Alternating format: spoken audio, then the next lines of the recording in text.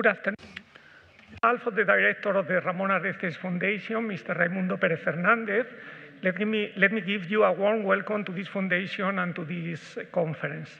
Let me introduce myself. My name is Daniel Santín. I'm professor of economics at the Complutense University of Madrid, and I'm also in charge of organizing some of the activities that are sponsored by the foundation. Today's conference is entitled State Effectiveness, Well-being and Development, and will be given by Tim Besley, professor at the London School of Economics. In addition, Raúl Bajo, professor at the Navarra Center of International Development and in University of Navarra, will introduce Professor Besley and moderate questions from the audience. Thank you very much to both of you for agreeing to being here today physically with us. So this event will be in English. However, since one of the priorities of this foundation is to foster the use of the Spanish language, let me do part of this welcome in Spanish. Bien, en primer lugar, quiero... First of all, I would like to thank you all for having come all the way to the headquarters of the Foundation to participate in this lecture, because without you, this event would make no sense at all. Secondly, I would like to thank the Navarra Center for International Development through Ignacio Peláez Campomanes and Luis Rabina for their involvement and their help in organizing this event. Thanks to them, we organized earlier today a workshop on economic performance in the 21st century, organized by the NCID and the Atlantic Council, and I'm very thankful to them too for their help.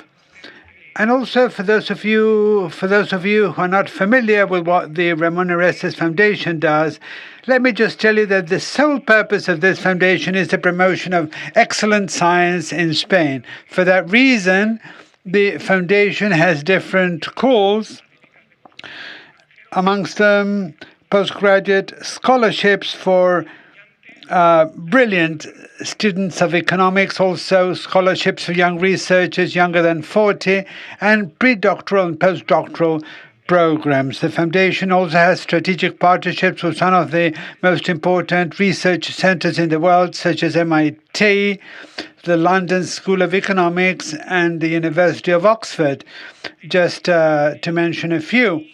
And through these partnerships, and together with other partners too, we organize these types of lectures to go beyond academic papers and, making it possible for society to also share in this type of knowledge. For those of you who are interested in the activities we organize, you can look up the foundation on the internet and on our YouTube channel, where you're going to discover very interesting things. So thank you very much for joining us this evening.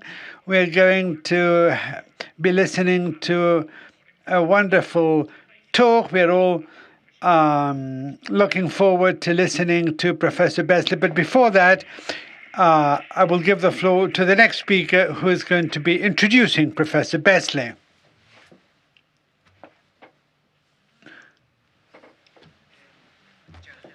Thank you very much, Daniel, for this introduction.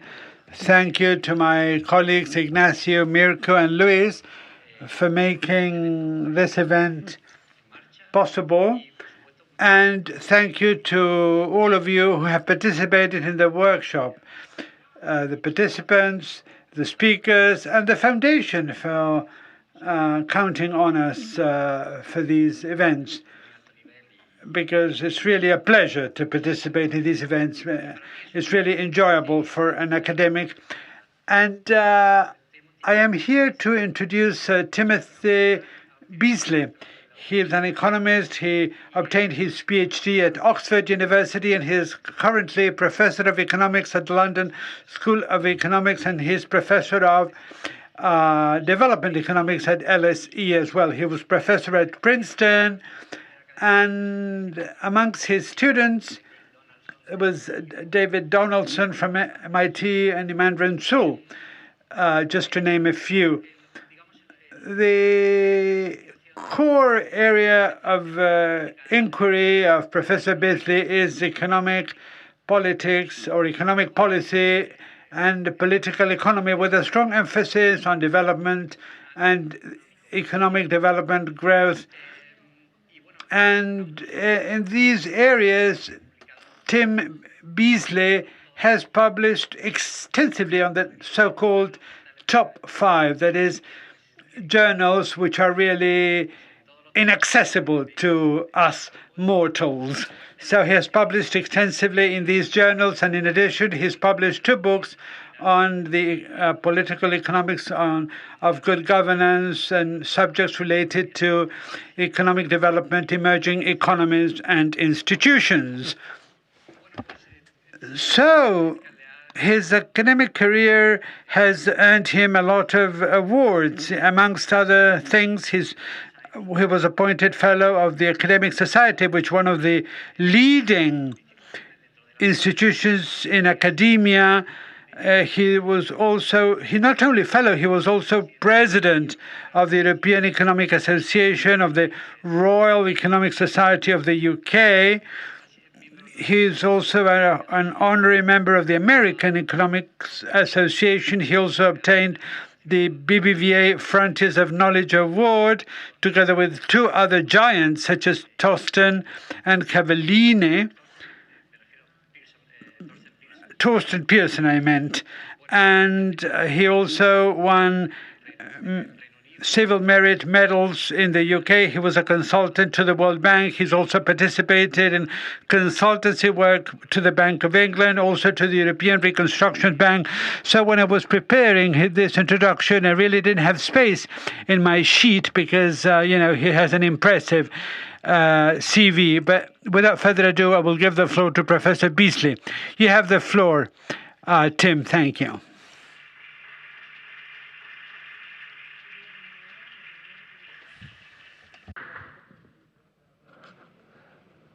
Well, thank you, Raul, for that very kind introduction. Had my parents been here, my father would have been proud and my mother would have believed you. Anyway, thank you to the Foundation, to the University of Navarra for this very kind invitation to talk to you this evening. And I'm really trying to pull together a range of work that I've been doing, some of it with Torsten Pearson, who's actually at the LSE at the moment and comes every year for a period of time. I want to begin with a thought experiment for you to ponder. If you could choose any country to live in, where would you choose to live and why? And of course, many of you will say you want to stay living in this beautiful city of Madrid and in Spain. But more importantly, if you were to choose a place to live, what would you base that on? It turns out that quite a common answer, if you ask people these kinds of questions, is they quote weather and climate. But there's something that the late, great Danny Kahneman called a focusing illusion. So it turns out if you ask most Americans, they say they'd rather live in California because of the weather. But actually, if you look at people who live in California, they're not seeming to be happier than anyone else. So that's why Danny called it a focusing illusion. But you certainly wouldn't choose to live in the UK based on weather and climate. Anyway, if we go below that level, cultural goods, of course, are very important, feeling that we're part of the society. But let's drill down further. Prosperity might be something you care about. Do I want to live in a rich or a poor country? Do I want to be surrounded by educated people? Do I care about law and order? What about personal freedom? What about the quality of public services? These are all the things, you can reflect on which things you would care about, that we probably would care about where we live. Many, possibly all, not weather and climate, at least not yet, are dependent on public action. They really rely on us getting together and collectively providing many of the things that matter to us. And they tend to cluster together. So we tend to see a lot of these good things happening together. And And I'm going to try and argue that the essence of having an effective state is it can promote those good things that we care about. And it should be immediately apparent, although I'm an economist and I meant to tell you that only one thing matters, and that's having higher income. I think that's far from clear. That many of these other things may promote higher income, but income is just one component of a good life. And obviously having enough to eat and to live on is important. What's a kind of clue to the answer to this question from refugee flows? Well, if we look, I've been quite selective here. I haven't done a global picture, but down at the bottom on the right, and I'll come back to this later in my talk, look at outflows of refugees from a set of countries I just picked somewhat at random: United States, Canada, France, Germany, Spain, Sweden, United Kingdom, New Zealand. And you can't, basically that line's flat along the horizontal axis. In other words, essentially nobody is wanting to leave these countries as refugees. Where are the refugees coming from? They're coming from countries, well, I picked two, which are actually at the moment two of the most quantitatively significant countries for refugees, Syria and Afghanistan. And where are they going? Most refugees are going to the countries that don't have people leaving them. They're flowing towards the advanced countries. And that's partly related to the thought experiment I'll ask you to engage in. They're seeking a better life, a life where perhaps they're freer, they can benefit from peace and security and all the other things. So what is an effective state and why is it important? Well, I would just list a short list of the things that are most basic to saying that the state operates effectively. And I'm putting at the top of the list the capacity to maintain law and order. If you go back to Max Weber, who was one of the first people to think about the very nature of the state, he put a lot of weight, as he was a sociologist, I guess, but although he did influential work in economic sociology, the need to maintain law and order is fundamental and essential to having a functioning state. Second, I put on my list the capacity to deliver basic public services, the things that we've grown up to care about: health, education, infrastructure. And of course, those things need funding. So a state can't really survive unless it has the capacity to raise the revenues to provide those services. So a tax system is at the very heart, an effective tax system is at the very heart. But also supporting a market economy. There's a very kind of glib view of the market economy as it's some kind of spontaneous order that doesn't require a state. And I think sometimes economists who teach the basics of the market economy teach it almost as if there's no government involved. But actually, one thing we've learned a great deal about is that having a functioning market economy requires quite a lot of state action. Basic things like having a court system to enforce contracts or property rights. All of these things require a state that's functional. So actually, you do not get functioning market economies in places where you don't also have functional states. But what history tells us is that creating states that can do these basic things right cannot be taken for granted. And if we look at the example of Afghanistan or Syria that I showed you had big outflows of migrants, it's in part because people are wanting to leave behind states that are not effective. Now, what can be frustrating to those of us who care about promoting state effectiveness is it's very much a long-term project. There have been very few states that have been managed, that have been created in anything close to overnight, or even over relatively short periods.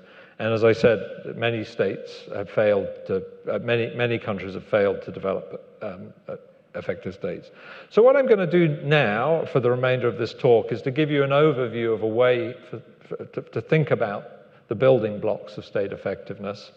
And I'm going to kind of try and persuade you that we can use that framework to give us some insights into what it is that we need to do if we're going to promote state effectiveness in places where we don't already have it. Here's just a couple of charts to kind of warm up what I'm going to talk about in terms of the historical side of the project. In the left-hand panel is the growth of states as in terms of their capacity to raise revenues. Had we been here, say, 120 years ago, we've been looking at a world where it was extremely rare for any government anywhere to raise more than about 10% of GDP in tax revenues. And what governments did was a little, but only a little beyond providing basic infrastructure. And when eventually the history books of the 20th century are written, a very central feature of that history is going to be the creation of states that began at the beginning of the 20th century raising less than 10% of GDP in the form of taxes, and ended the 20th century in some cases raising as much as 40% of GDP in taxes. And when you reflect on that for a few minutes, that's something we really do need to understand. What were the driving forces of this really big transformation in the state? Now, it's not at all clear on there, but there are two periods in this chart which both see a significant increase in revenues, and they're the First and Second World War. Wars in human history have played an incredibly important role in building fiscal states, because it's during times of war, first of all, government have to lay their hands on public revenues to fight wars, but they've also had to look to innovative fiscal instruments. So actually, the one thing that really grew in the 20th century was the use of the income tax. So if you went back to 1900, the US federal income tax was declared at that point unconstitutional. They actually had to change the Constitution of the United States to permit the federal government to levy an income tax. Many other countries made almost no use of income taxes. And yet, by the end of the 20th century, income taxes are approximately 40% of all the taxes that government are raising. What happens in the times of war, and that's the orange line there, in particular in the Second World War, is government started not just levying income taxes, but extracting the taxes directly from people's pay packets. So people before the Second World War had to remit their taxes to the government. But during the Second World War, many countries brought in a system where the taxes would be remitted automatically by your employer. And most of us, in fact, probably everyone in the room, lives in a world where we don't have to remit the tax directly to the state. Our employer does it on our behalf. There's direct withholding. So these fiscal innovations, these ways of getting greater compliance with the state, were all going on. But we need to understand what the driving forces were. So that's one example, the growth of the fiscal state. The other is how much governments know about us. Again, we take it for granted that governments run censuses, collect data. With new digital opportunities, there's more and more information that governments are now collecting about us. But if you go back again 150, 200 years, the idea of a census was very rare. Even a civil register that would just basically know what people were doing and how they were doing it.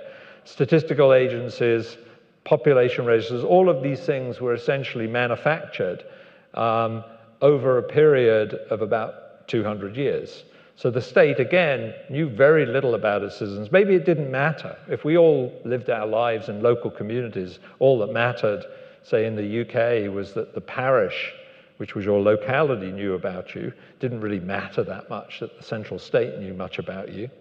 But gradually, over time, central states got more and more savvy about being able to know about citizens. So again, I just want you to reflect on this, that these big historical changes have been going on in building states that look very, very different today than the states that would have existed 100 years ago. We need to think about what's going on to explain that. So the way I've approached this in my work with Torsten Persson is to think of this as a growth in the capacity of the state, not a term we invented. The idea of state capacity is much more long-standing than our work. But we decided to approach the question of understanding state capacity through the idea of investments in tangible and non-tangible assets. So actually, a lot of what is required to create these fundamental changes in the way the state interacts with its citizens is not just building bricks and mortar infrastructure, like building a bridge or building a road. It's very much more organizational. It's figuring out the best way for the state and the citizen to interact in a way that makes the state functionally capable of delivering the tasks in hand.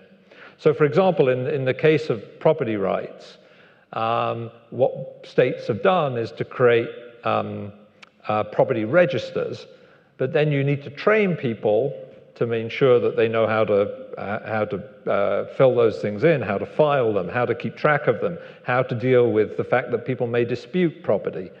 So all of these are rather more like organizational changes than they are bricks and mortar investments. Having said that, if you ever came to see the LSE Economics Department, where my office is, you would discover above the grand entrance, not the one we use, we aren't allowed to use the grand entrance, it says Land Registry.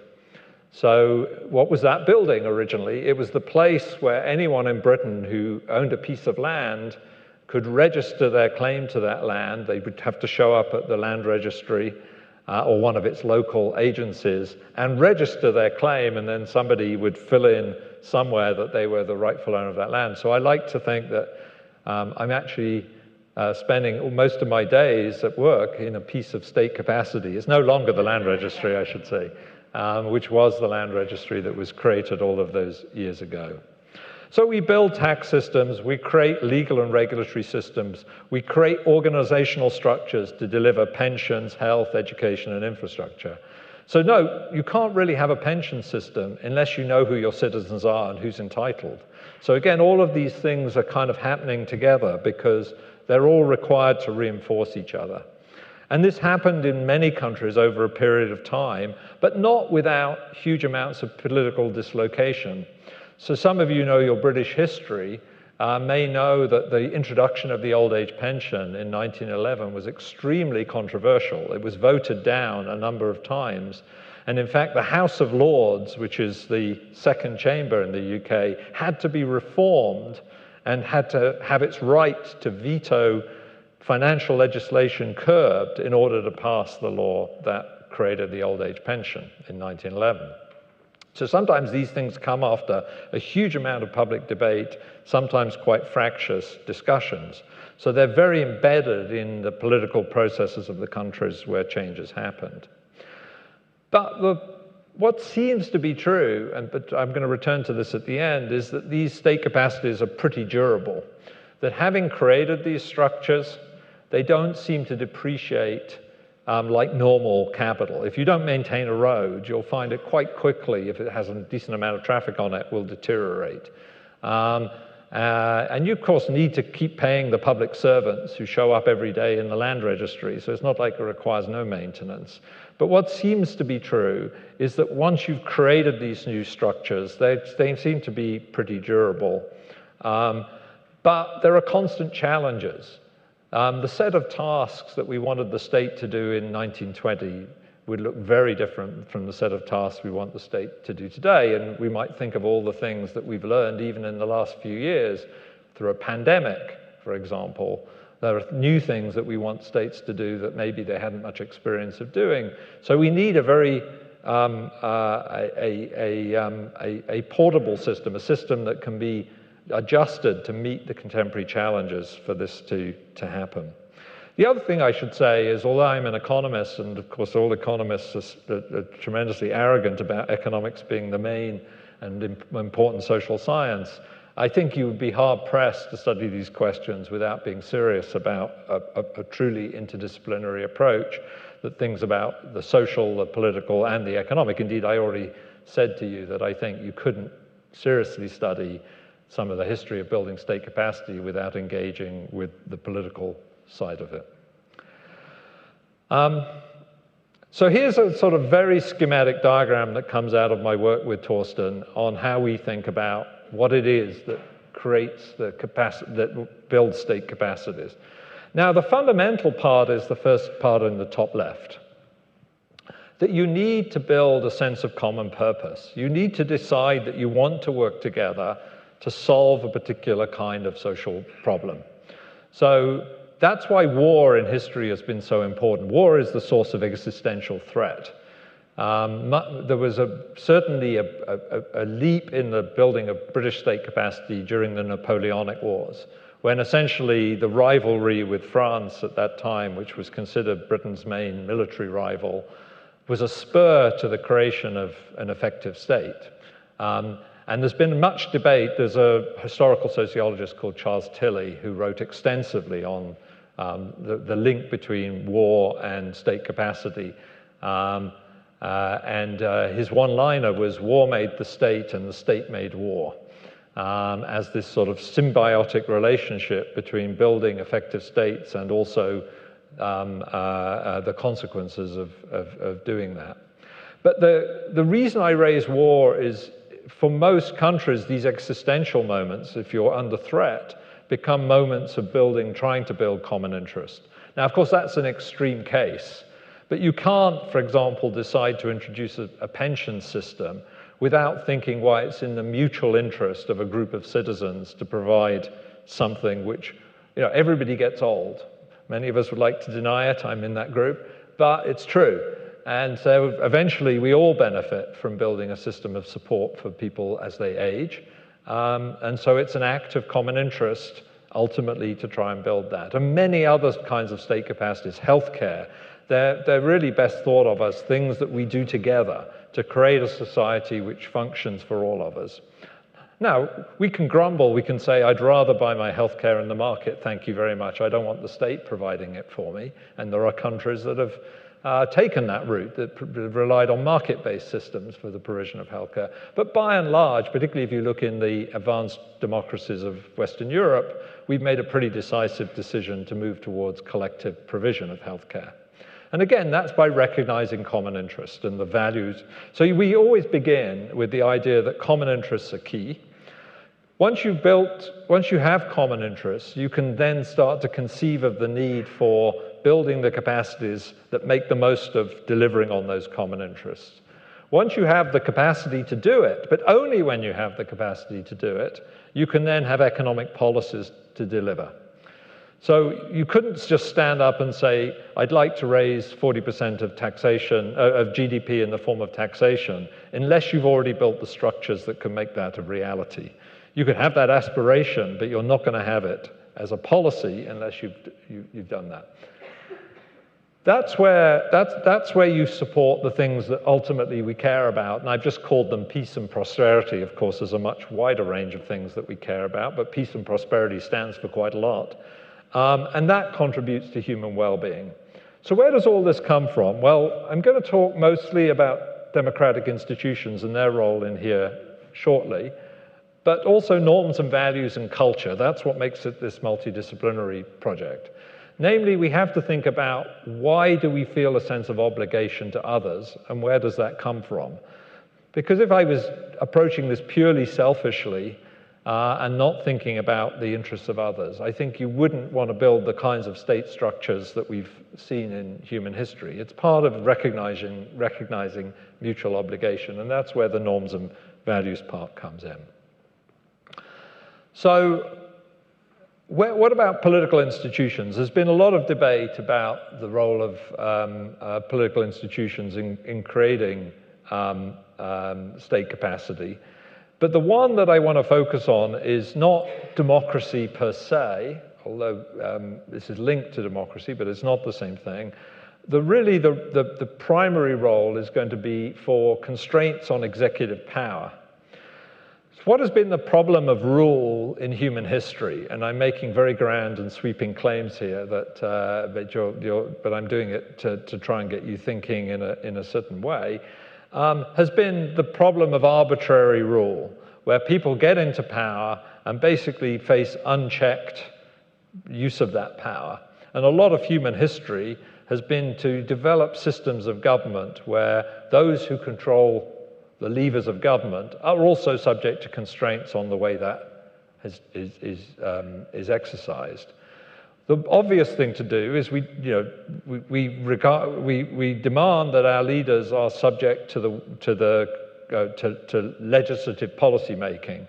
In pretty much every country that would call itself democratic, you cannot pass laws at any scale, at least, without consulting or not more than consulting, without a vote of the legislature. So the legislature serves as a check on the executive, who has the power to propose laws.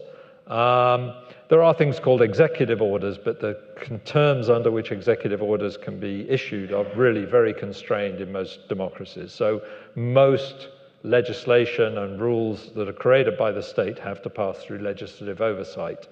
Another is free media.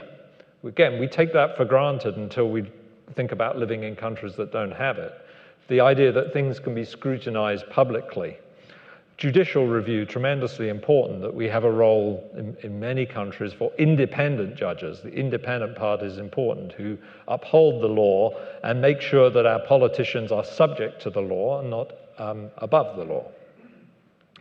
Why is that so important? Well, partly because the one thing we cannot guarantee in systems of government where we elect our leaders and our politicians is that they're going to rule for any length of time. Indeed, we delight in showing our displeasure when our politicians do not perform by kicking them out, by voting against them.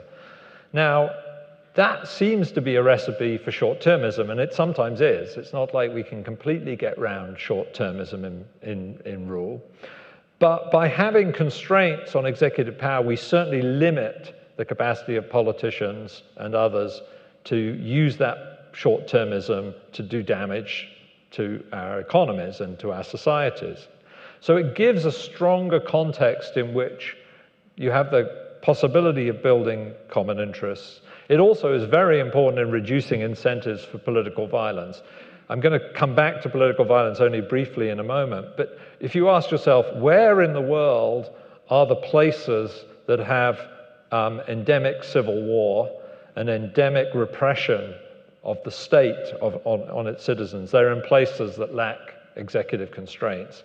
Because one thing that people with power like to do, if they can, is to cling on to that power at all cost.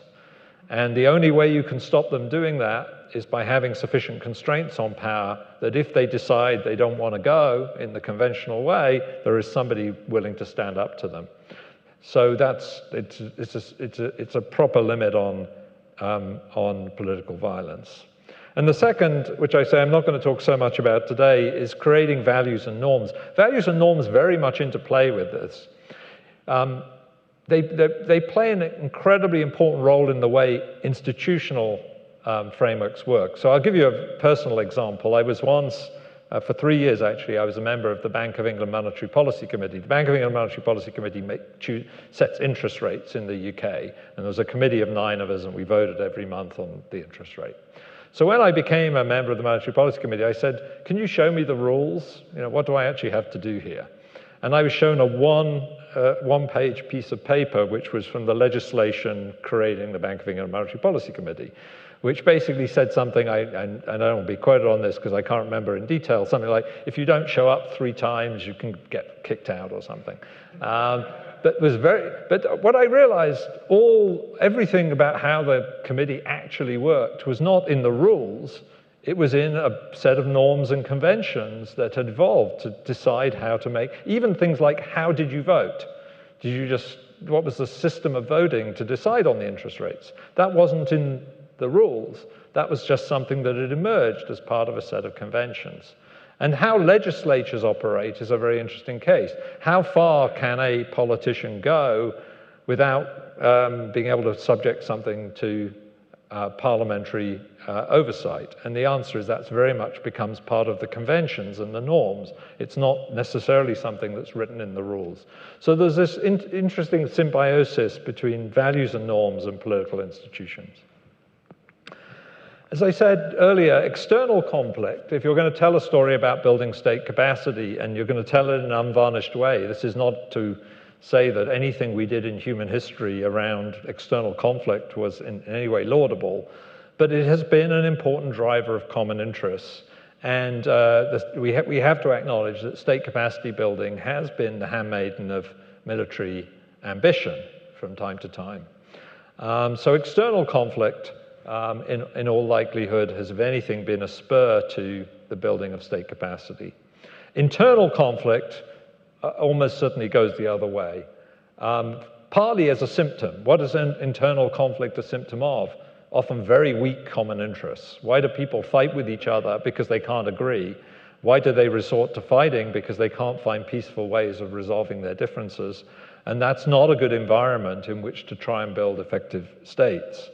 So they become a source of political instability, which can lead, on the one hand, to out-and-out conflict. But in the work with Torsten, we see repression and conflict as two sides of a coin. You can stop conflict by having one party repress the other party. But that doesn't mean it's true peace. True peace is when we agree we're going to not fight each other because it's in our interest to lay down our arms and to make cooperative agreements among ourselves, preferably through the formal political institutions that have been given to us. So conflict and repression, and what I've got here is just to show you, this is only going back to 1950, a picture of the prevalence of civil war, and at any point in time, around just a little less than, well, it's been higher, but more recently, around 10% of countries are classified by standard data sources as being in civil war. And repression, which fell dramatically after the fall of the Berlin Wall, is back on the rise again. And you may think of countries where you think repression has increased, but there's a definite evidence that repression is on the rise in a number of countries. As I said earlier, many countries have not provided the conditions for building state capacity, particularly the difficulty in some places of creating durable peace, and sometimes there's just historical legacies which are very difficult to get past. Historical conflicts. In some work I did with Marta Reynal, we did some work where we looked at conflicts in Africa that occurred in pre-colonial times. So this is before the colonists showed up, and found that that was correlated with where modern-day conflicts were breaking out. So there seemed to be extreme historical persistence in some areas of conflict. So, history can just be unkind to you, and to created grievances that are very hard to get past. But we also do a very good job in some societies at creating our own sources of grievances, creating polarizing cultural and social identities that mean we don't think of ourselves as having a common purpose, but having conflictual purposes. And at the end, I'll come back to where that leaves us now. Inequalities, some kinds of economic inequalities, can make it very difficult to build common interests. And one roughly stylized fact from the work on state capacity, and particularly on taxation, is if you look at high inequality countries around the world, they tend to have much lower levels of state capacity, all else equal, controlling for other things. And even where you're trying to get your act together, you can have countries that are subject to what you might call unhelpful shocks, things that come along when perhaps at critical moments, when you think you're building the kind of state you want, but something unhappy happens, could be a natural disaster or something. So unhelpful shocks are certainly one impediment. When you look at the global, so this is something that Torsten and I have created in our work, which we call the Pillars of Prosperity Atlas, where we look at various indicators of successful states. I'll talk about that actually in a couple of slides' time in a little more detail, and ask the question, where are the more or less successful states? And darker colors correspond to states that are less successful. They have more conflict, lower income, less social provisioning of different kinds. And of course, they're in the places in the world you might sadly expect them to be heavily concentrated in Africa. And the more successful states from this point of view, the lighter colored states, tend to be in places like Europe, and some parts of North America, Australia, and New Zealand. In our work, we make a very heroic classification of states. So we say basically, as I say this now slightly tongue-in-cheek because this is a crazy claim, but it's a useful claim. Like many things, if you make a very stylized claim, it can sometimes lead to insights. We claim that really, when it boils down to it, there's only 3 kinds of states that we really see in the world. The first are what we call common interest states. They're states that are peaceful and they have strong capacities to deliver all the things I said states are meant to deliver. Then there are what we call special interest states. They're repressive. They have some state capacities, but they rely, for their rulers to maintain power, they have to constantly repress the citizens who would like to be in control. So some of the Gulf states would be considered special interest states that essentially have ruling elites that survive because they have a monopoly of violence. And then there are the weak states. The weak states are the conflictual states, where nobody has really fully and properly established a monopoly of violence, and they have very weak state capacities. So Torsten and I, in a book that we wrote more than 10 years ago, conjectured these 3 types of states based on first principles. And relatively recently, much more recently, in 2021, we decided that now, by using machine learning methods in economics, we could actually empirically investigate whether these 3 types of states existed. And what I'll show you is a sort of a simple version of this, where we just took a small set of indicators, but you can actually expand and contract the set of indicators, and I can promise you it doesn't change things very much. We looked at income tax as a share of GDP, a standardly used measure of legal quality, a collective capacity index, which is essentially based on education and healthcare, the proportion of years since 75 that the state has been classified as repressive, the proportion of years it's been in civil war, and GDP per capita. And what we do is we say to the computer, and computers are good at this, it turns out, could you cluster countries according to similarity on this multidimensional index? And basically, the data says there's really only 2 dimensions that matter. One is essentially a set of correlations between state capacity and income, and the other is political violence.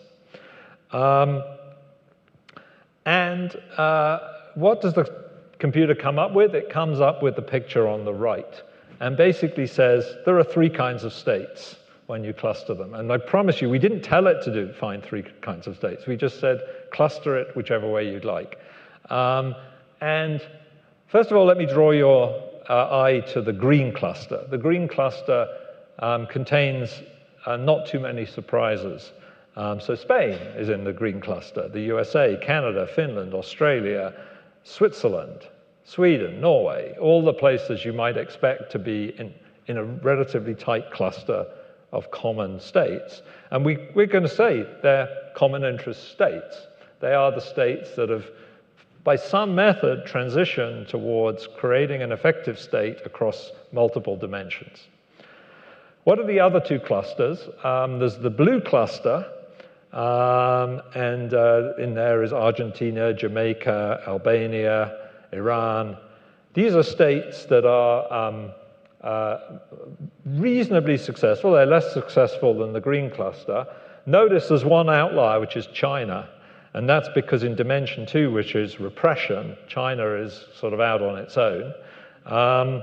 But essentially, that's a blue cluster. And so we say that cluster's like the special interest states. And then we have the red cluster, which contains what we call the weak states, the states that have developed relatively poor levels of state capacity, have conflictual, are relatively conflictual and relatively less successful. Now, what's interesting is that the orange, or it looks orange to you, it looks red on my screen. Anyway, I'll call it orange cluster on the top left, is much more dispersed and the blue cluster, whereas the green cluster is a tight cluster. They're countries that look very similar. So Torsten and I suggested that we think of this as in terms of the opening line of the novel Anna Karenina, which is, you will remember, all happy families are alike. That's the green cluster. Each unhappy family is unhappy in its own way. In other words, there are plenty of ways to be an unhappy society. There's relatively few ways to be a happy and effective society.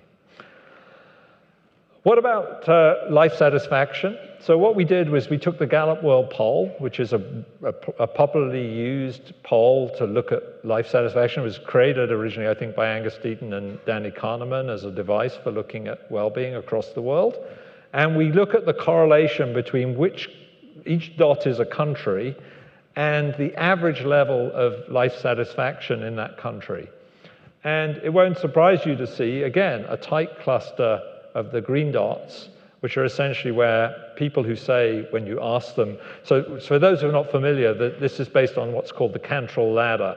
So you ask people to rank their happiness on a 1 to 10, or maybe it's 0 to 10 scale.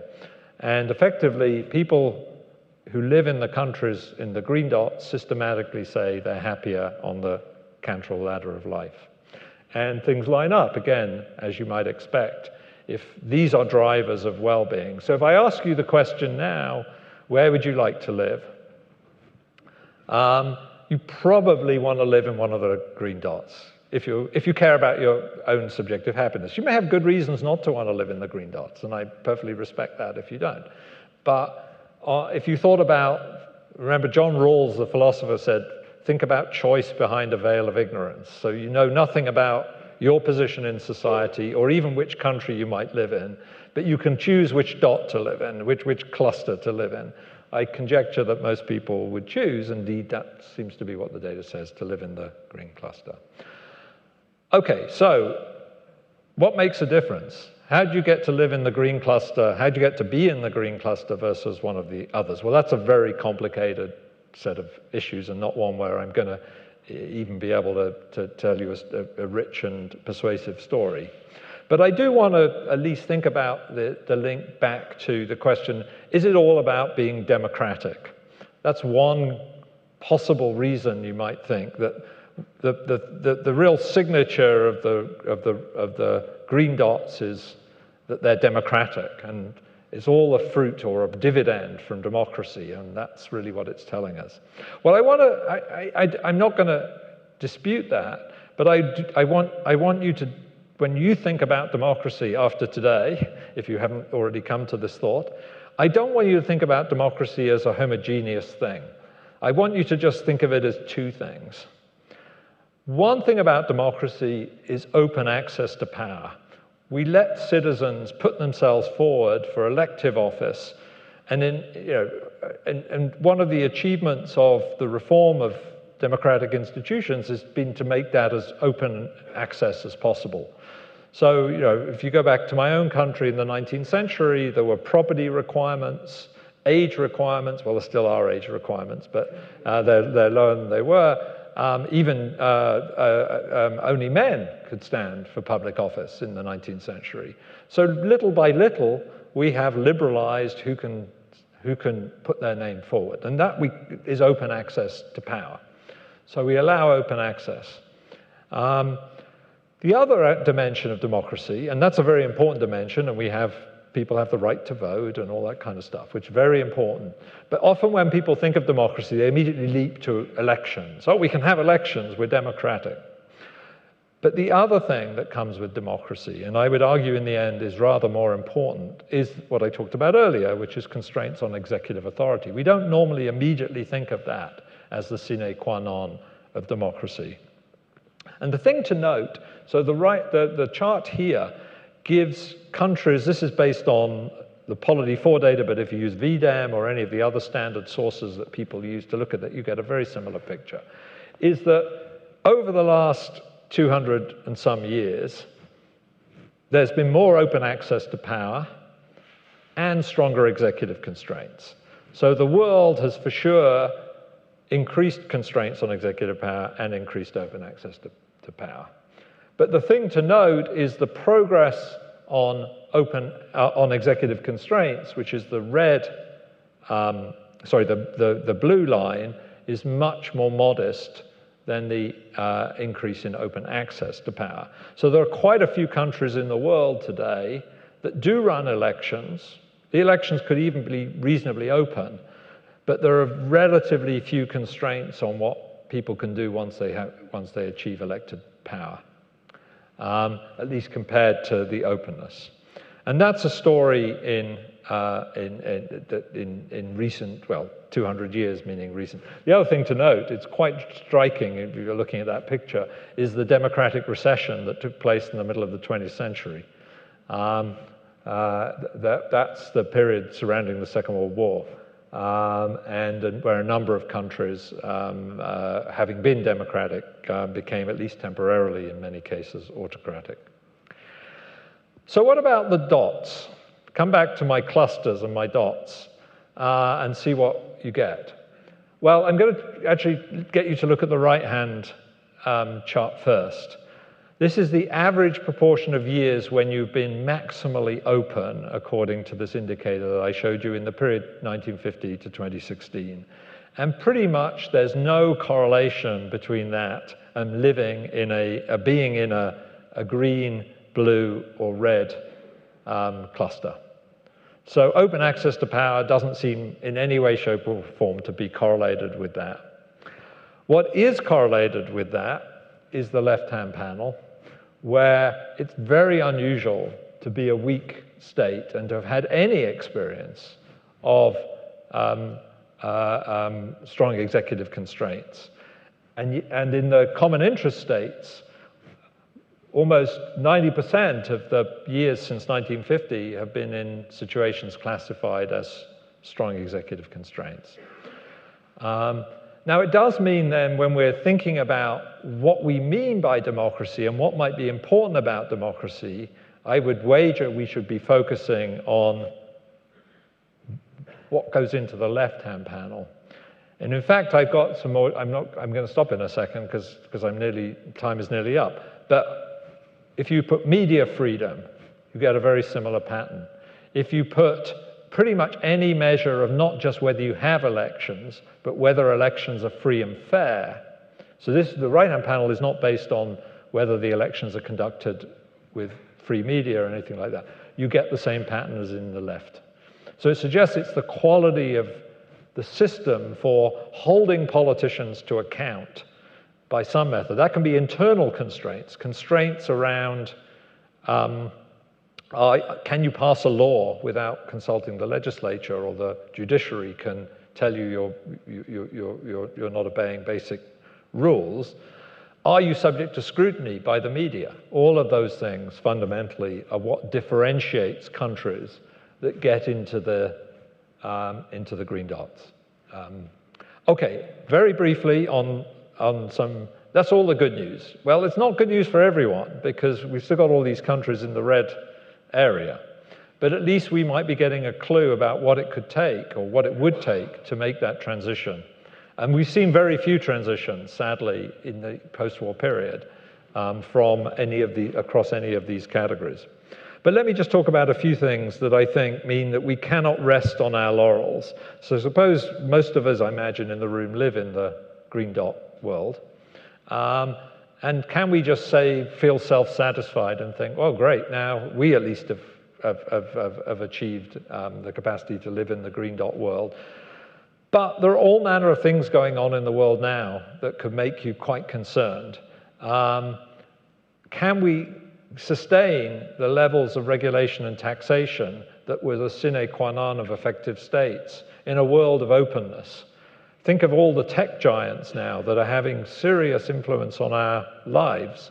And, have governments got ways of counteracting that? The Australians are about to pass a law that say that under 16s are going to be banned from social media. So at least they're trying to fight back against something that might be, they think is potentially compromising for their citizens. Security. We live now in a world where all of a sudden, in ways that I think were pretty unpredictable, we're now living in a world where security has become a big issue. And I'm not just talking about security threats in the traditional sense, but also economic security.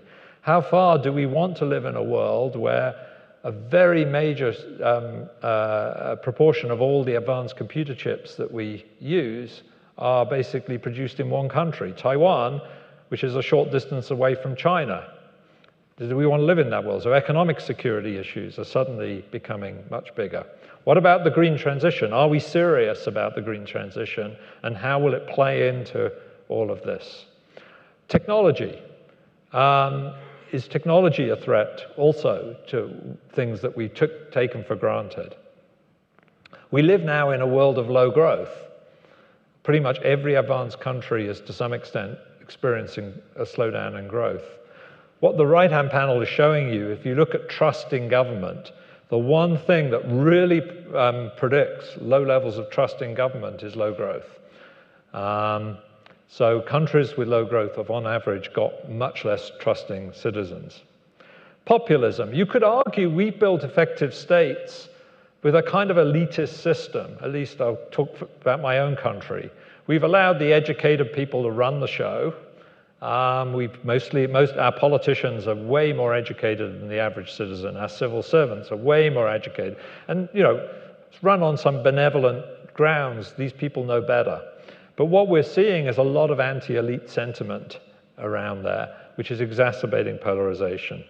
And then finally, something that Will Baumol warned us about in the 1960s is that labor-saving technological change is difficult in some areas. Now, maybe that's about to change. Maybe AI will revolutionize healthcare and have real cost savings. That's just possible.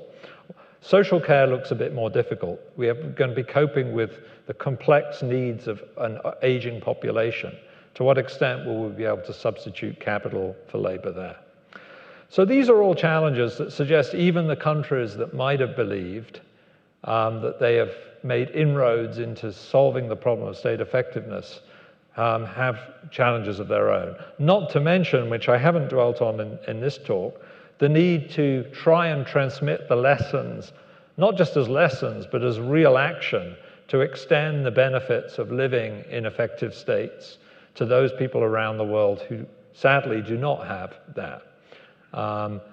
Unfortunately, I think there's no substitute for a political transformation behind that. I don't think it can be done exclusively on the back of changes in technocracy. It is going to have to be fundamentally about building political coalitions and the will for political change. If the lesson from the countries that have made that transition is worth anything, it's that citizens had to find the solutions for themselves and create the will for change. With that, I'll take some questions. Thank you.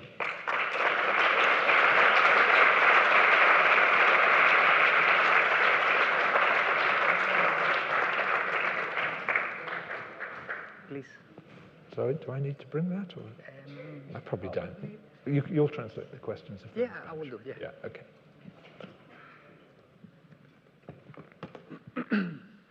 So thank you so much for this lecture. We're going to take questions from the audience, but I want to break the ice here, mentioning something that came to my mind when you presented this. So when you mentioned something about building an effective state is a long-run project, you mentioned like a legal system, regulation, pensions, education. But my question is, how long does it take to destroy that? And maybe destroy is too much, but how easy is it to erode an effective state, particularly, you know, because of populism and polarization, or all these challenges that create noise of what is common interest, I guess. Yeah. Well, we're about to find out. There are too many experiments going on in the world, which sadly may answer that question. But there are pockets of optimism. Let me tell you a story. I ran into someone I knew, a Zimbabwean, during the low point of Zimbabwean history when Mugabe was refusing to go. And he told me about the following story, which I believe to be true. He said he employed a certain number of people in his, he had a sort of small place where he employed Zimbabweans. And he said the police knew what day of the week these guys were getting paid. So they would basically intercept them when I paid them, because he was paying them in cash. And on the way home would basically harass them until they paid money. And he got fed up with it. He said, oh, I'm really fed up with it. So how am I going to stop this happening? And he said, I could go to the chief of the police and tell them I don't think this is good form. But he said, no, I have a better idea. So he went to the house of a judge and said to the judge, look, you've really got to stop the police harassing my workers. And the judge said, okay, I'll go talk to the chief of police. And the judge rocked up at the police station, said, you're not allowed to do this. And overnight it stopped. And I think it's a really interesting example of the persistence of state capacity in the sense people still recognized the authority of the judges. They were living by then in an authoritarian regime. And it shows how the thing that we have to hope will save us is social norms, meaning that when people do things that are contrary to the things we need to happen, I don't think we can rely on the institutions per se. We have to rely on the norms of unacceptable behavior, which have evolved over a long period. Now, how depreciable those norms are, I think we are going to find out. But it was interesting when our Prime Minister in the UK, Boris Johnson, decided, some of you may not know this, he decided the way to get Brexit done was to do something called proroguing Parliament, which to all intents and purposes meant you could basically bypass Parliament and just leave the EU without a vote of the House of Commons. No legislative constraints. He tried to do that, and the Supreme Court threw that out and said, no, you have to do this with a vote of Parliament. He called a general election, he won it, and he still got Brexit done in his terms. But that was an example, too, of where he violated the norm. Again, proroguing Parliament was a perfectly legal thing to do. It's just that the judges said this was not sufficient justification. Likewise, when Trump won, you'll recall Trump revoked, I think, a group of some visas of immigrants, I think it was, or restricted immigration by using an executive order. So he didn't go to Congress. And again, that was thrown out by the judges. So how robust the system is, we'll find out. Will the judiciary maintain the norms? That's the big punt we'll take, and we won't know, sadly, for a few years. There are countries where that hasn't worked. Turkey is an example.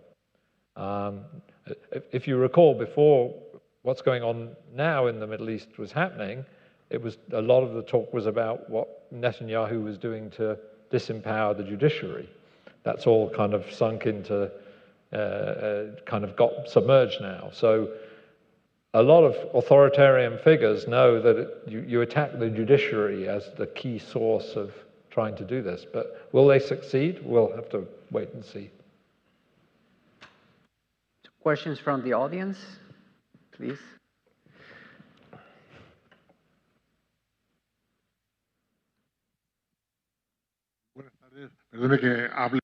I will speak Spanish. The question is going to be short.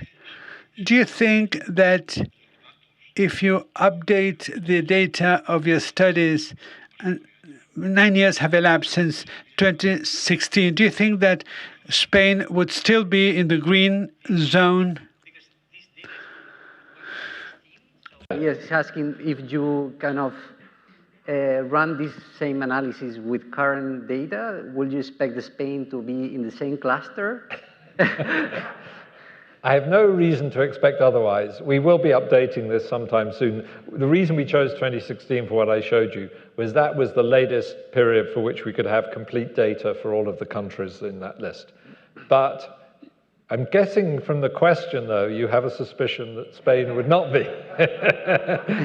Spain has, I checked, I have some historical data. Spain has been in the green cluster for quite some time, but you feel that maybe its membership of the green cluster is time-bound or something. Bueno, enhorabuena por su excelente conferencia, señor. Thank you very much for your lecture.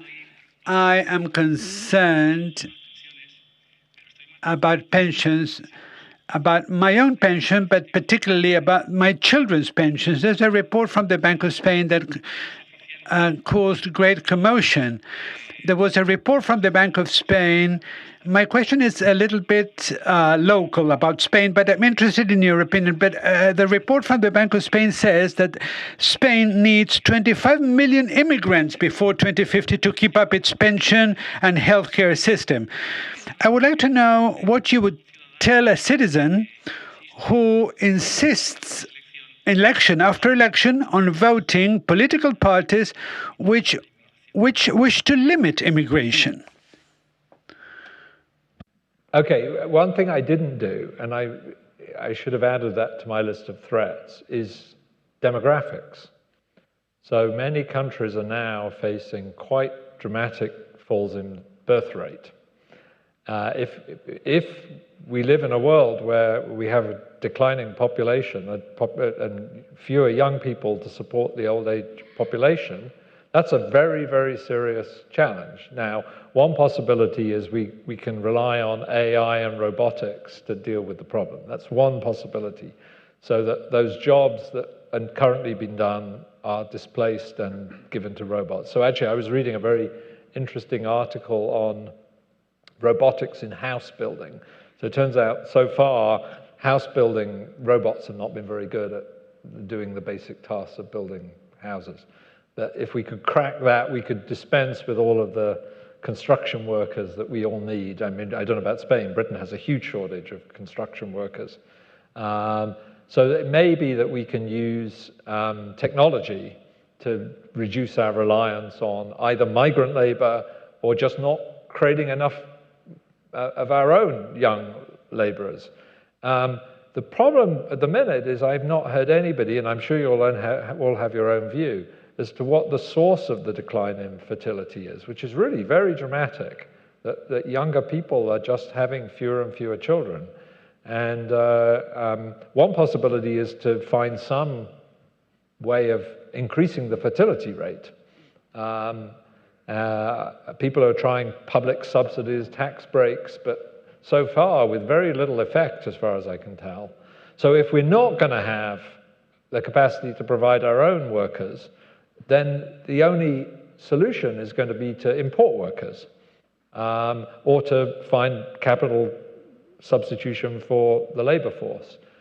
Now, when I talked about this last time, I was in giving a talk, I said, well, the one place in the world that doesn't seem to be suffering from population decline is Africa. So maybe we'll be importing African labor. But then somebody followed up and showed me that even in Africa now, fertility rates are declining. So the idea that we'll be able to just import laborers. But then there's the wider challenge of how do we bring people and integrate them into the society and deal with the potential hostilities that people sometimes have around immigration. We're just going to have to get much better at it, is the answer. If we're going to have to make this transition, if there is a serious transition, we are just going to have to figure out how we can build common interest societies that integrate people who are not native born and come to the country to pursue their lives. That's the only answer in the end. Buenas tardes, profesor. My question has to do with one of the last slides you mentioned on threats and challenges. Don't you think, Professor, that the process of polarization that is happening in the Western world is at least partly caused by a perception of many people that their state is too big, too expensive, and to a certain extent it is being managed by civil servant elites which sometimes only think about protecting their own interests? For sure, that's a credible view of where a lot of the anti-elite sentiment is coming from. I mean, the question, the broader question that you allude to is, are we going to be able to maintain ever-increasing sizes of government? So, I mean, my country since COVID, I don't know what the data would say in Spain, has increased the share of taxation in GDP very significantly. People are now starting to talk about what is the limit. You know, can we keep on increasing this? So it's gone up from, I think, about 37% to now close to 40%. Where are the limits? So some of you may know, actually my friend and collaborator Torsten Persson was part of this. In the early 1990s, there was a book called Turning Sweden Around. Sweden actually tipped over 50% of taxation in GDP. And there was a conscious decision to roll back the state. But if we are going to roll back the state, people have got to start saying, well, which are the things that the state is currently doing that we can dispense with? People are very happy with the idea of lowering taxes, but not with the idea of dismantling public programs that we've, in one way or another, come to rely on. And then the more that we have a large state, the more it has to be run by people who we want to be accountable to our needs. And that's where some of the tension comes between the elites and the citizens, if they don't feel that the state is using resources widely. So I think you have to be right that that's part of the source of the tensions that we're facing. And I don't know of many countries that are properly facing up to the challenge of, you know, asking the question, what kind of state can we sustain, and how are we going to have a tax system that guarantees that we can do that? Particularly, and I don't want to be too pessimistic, particularly in an era of slower economic growth. We may think that's a temporary thing, but you know, now in some countries we've been talking about getting on for 20-year periods. Look at Japan. When I was originally thinking about Japan, as I'm sure you were, we used to talk about the lost decade. The lost decade has become the lost quarter century, and it may well become the lost half century. This was not a temporary slowdown in growth. This seems to be something more permanent. We don't know for sure whether the slowdown in growth is in the advanced economies, but even China growth is slowing. So these are very, very real challenges, and we just need to raise the level of public debate. Because if we keep our heads in the sand, we're in real trouble if we cannot start to get people thinking about this. It's us who are going to be affected by it. We should be making sure people are talking about it.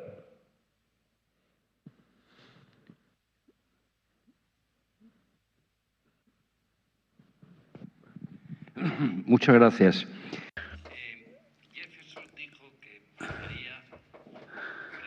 Jefferson said that he preferred a free press without a government than a government without a free press. And I would like to know your opinion about this. And my second question is the Chinese model. Can it be a model for the future? A model for the success in the future? Thank you. They're both great questions. On the first, I'll say I agree with Jefferson. The only thing that gives me angst is the form that the free press takes when we look at some of the consequences of social media.